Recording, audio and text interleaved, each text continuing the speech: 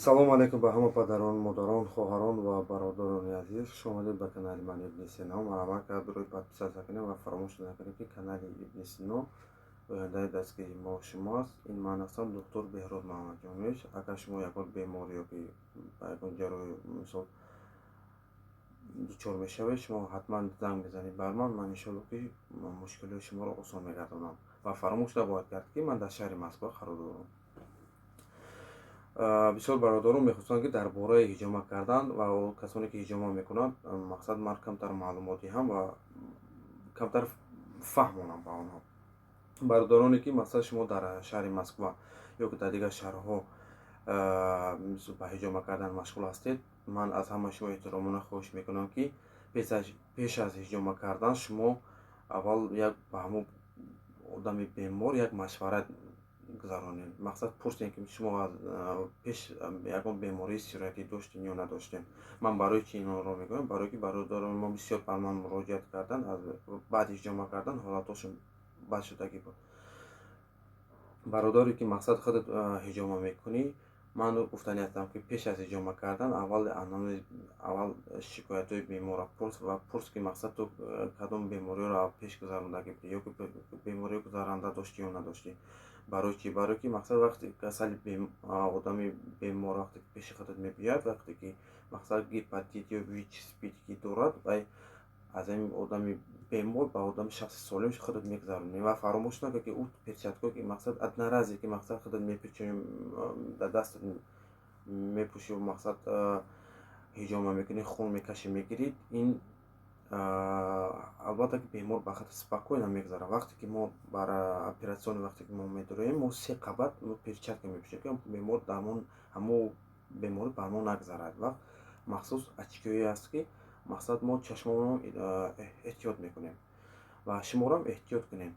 ва бисёр вақте ки пеш аз ҳиҷома кардан шумо бояд маълумоти олӣ ё ки маълумоти олии миёна ё ки тиббӣ дошта бошед.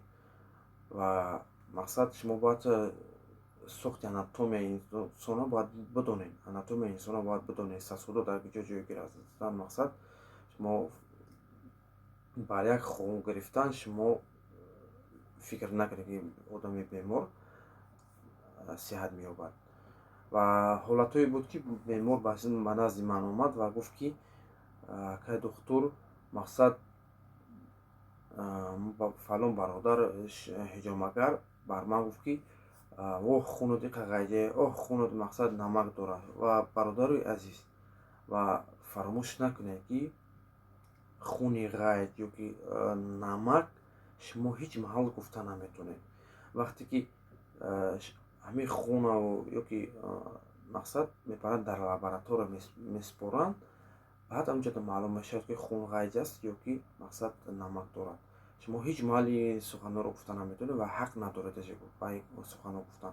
ва фаромӯш накунед бародарои азиз ки пеш аз ҳиҷома кардан, вақте ҳиҷома мекунед, шумо хун аз плазма ҷудо мешавад. ҳуҷраи сурхи хун аддина лахта мешавад ва плазмаш поён меғалтад. инра мисол плазма мегӯянд, вай намак ҳеҷ чиз нест. шумо ин чизҳоро бидонед. че маймо интернете ки мисол чизҳои беҳуда тамошо кардан, шумо битавонед як маълумот ба худтон гиред.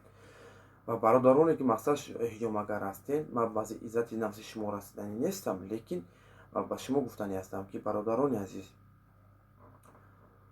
пеш аз ҳиҷома кардан шумо бояд як маълумот дошта бошед ва маълумот бар ҳамаи одами мисол ҳиҷомакун шумо маълумот дода битонед. ва бародаре ки мақсад худед ҳиҷома карданӣ ҳастед ва вақте ки медароем пурс ки албатта ки акай доктор, акай ҳиҷомагар, худат мисол маълумоти олӣ дорӣ ё ки олии миёна дорӣ, мақсад миёнаи тиббӣ ё ки медбрад ё фелдшер, ки мақсад ман ҳиҷома карданӣ ҳастам, ё ки литсензия дорӣ, мақсад киҷоро хондаи шумо як бор маълумот гиред я баъд ҳиҷома кунед, просто так накунед. ва фаромӯш накунед ки ҳозир дар ҳамин даври замона мақсад бемориҳои гузаранда, ВИЧ, СПИД, сифлис, гепатит бисёр шудагиаст. шумо метавонед дар ҳамин ҷое ки ҳиҷома мекунанд, ҳамин ҷоҳо бисёртар шумо ҳатман заразид мешавед. ва худат агар мехоҳӣ ки мақсад ҳиҷома кунӣ, пеш аз ҳиҷома кардан албатта рафт дар балиса ё ҷое ки мақсад хун меспоранд, донор шав. Ҳамун хуни ту мисол як каса тобат мекунад, мақсад як каса мақсад мегзаронад ва сиҳат мешавад. Ин барои саломатии худат хуб аст, ҳам мисол савоб аст.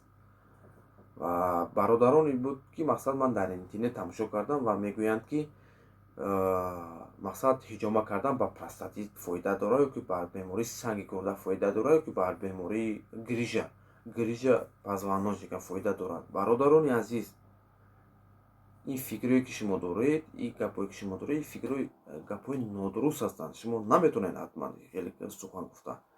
Грижа позвоночника ба як ҳоло узоро қати операция мекунанд, баъд соз мешаванд, ё ки санги гурдара мақсад ба лазерный аппарат қати мисол операция мекунанд, баъд мегиранд, ё ки простатита бар кадом доруҳои қимат тобат мекунанд, баъд простатит соз мешавад. Шумо ҳеҷ маҳал ҳақ надоред барои корра кардан ё ки тобат кардан. пеш аз ин мисол суханҳое ки худат мегӯӣ, албатта ки худат рафта мақсад як китоба бикушо бихон. Ман медонам бисёр аз бародаро мақсад ҳиҷомагар нестанд, лекин ҳиҷомакун мешаванд. Ва фаромӯш накунем, бародарои азиз, ки ҳиҷома карданам бо точкаву расму русуми хусусият дорад, бо мавсим дорад. Ман то ҷое ки медонистам, аммо ҳазрати пайғамбар гуфтагӣ буд ки мақсад мисол дар мавсим кардан дар кор. ҳар як фасли баҳор ё фасли ин буд духтур Беҳруз Маҳмаҷонович. Ягон саволо бошад дар комментария нависед. Хуб, худо нигаҳбонтон бошад. Саломат бошед.